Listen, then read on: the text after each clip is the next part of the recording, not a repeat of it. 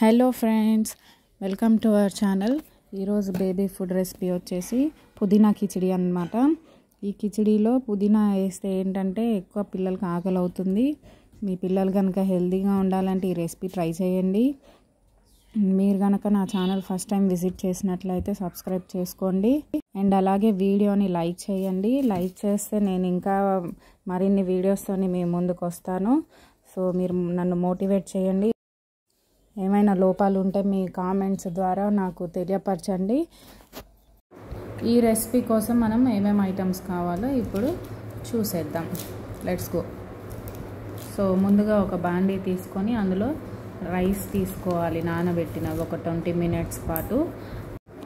And అలాగే పెసరపప్పు కూడా ఒక 20 minutes నానబెట్టింది తీసుకోవాలి. అండ్ కొంచెం జీలకర్ర వేసుకోవాలి, అది మంచి డైజెషన్ అవుతుంది పిల్లలకి. అండ్ కరివేపాకు కొంచెం, తర్వాత మంచిగా ఫ్రెష్గా క్లీన్ చేసుకున్న పుదీనా ఆకులు వేసుకోవాలి. తర్వాత దీనికి కావాల్సినంత ఒక 300 ml వరకు వాటర్ యాడ్ చేసుకోవాలి.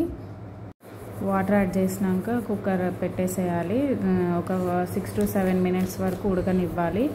ఉడికిన బియ్యాన్ని స్మాష్ చేయాలి. తర్వాత సాల్ట్ కలిపేసి ఇలా బౌల్లోకి సర్వ్ చేసుకొని మీ పిల్లలకైతే పెట్టండి. వీడియో నచ్చితే లైక్ చేయండి.